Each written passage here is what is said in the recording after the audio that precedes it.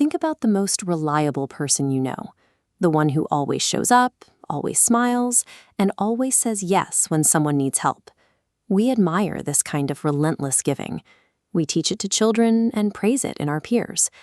But if you look closely at people who live this role, you'll often find a quiet, heavy exhaustion weighing them down. When researchers study individuals who consistently prioritize others over themselves, they find a sharp spike in anxiety, depression, and even physical illness compared to those who maintain personal boundaries. Unchecked, chronic kindness is not a protective shield. It operates as a socially rewarded form of self-destruction.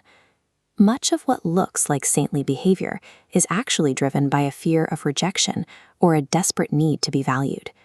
Forced kindness acts as a psychological mask, and when someone wears it long enough, it begins to suffocate the actual person beneath it. Behind every act of endless self-sacrifice is a quiet resentment, a silenced voice wondering when its own needs will ever be met. But that voice is quickly buried. Chronic kindness comes with a rigid, unspoken rule. You are strictly forbidden from putting yourself first. By building an entire identity around serving others, the giver completely loses touch with their own desires. They end up invisible in their own lives. This pattern rarely starts in adulthood. It usually begins in childhood environments, where being agreeable and putting personal needs aside was the primary way to earn affection. A child quickly learns that love is conditional on self-sacrifice. Over time, that association embeds itself deep into the developing nervous system as a core survival tactic. This conditioning dictates their behavior long after they grow up. They become adults who permanently confuse toxic people-pleasing with genuine, authentic kindness. What starts as an innocent strategy for a child to secure love mutates into an adult's psychological prison of endless obligation. We can actually observe this mechanism in our biology. The mirror neuron system is the hardware that allows us to feel empathy. When you see someone in pain, this specific network lights up as if you were experiencing that pain yourself. But this system has a biological blind spot. It cannot distinguish between a healthy emotional connection and the destructive, boundaryless absorption of another person's trauma, and that overwhelms the brain with stress signals. Constantly exposing yourself to the suffering of others without psychological boundaries floods the body with chronic stress responses, directly leading to emotional exhaustion and a compromised immune system. Human neurology is optimized for balanced social connection. It is not built to absorb infinite emotional weight.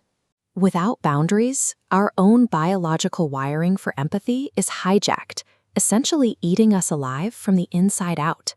There is a cruel paradox in social dynamics.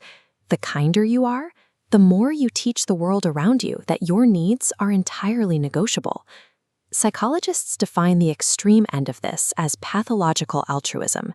It occurs when the obsessive desire to help actually inflicts harm on the giver or creates a toxic dependency in the person receiving the help. Meanwhile, all the suppressed needs and denied anger don't just disappear. They ferment in the subconscious, creating what therapists call the monster within. Eventually, these repressed emotions bypass any conscious control. They leak out in subtle passive-aggressive comments or explode in sudden, shocking bursts of resentment. Abandoning your own truth to keep the peace doesn't protect you from the darker parts of human nature. It creates the perfect breeding ground for them. Healing this dynamic requires adopting the logic of the airplane safety protocol. In an emergency, put your own oxygen mask on first before assisting others.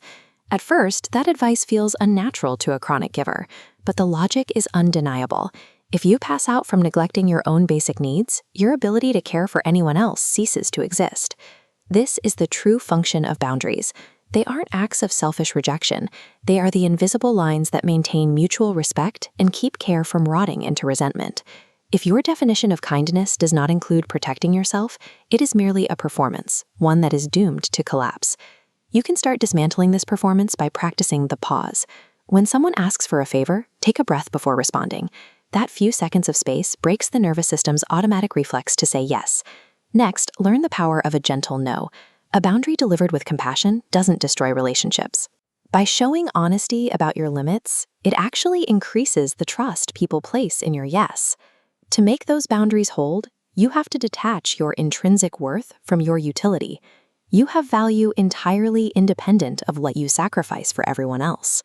You must acknowledge the hard emotions, like anger and frustration.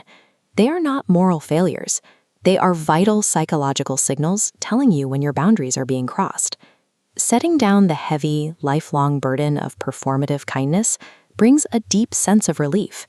It allows for compassion based on choice rather than compulsion. Authentic kindness toward others is entirely impossible without a private, quiet foundation of kindness toward yourself.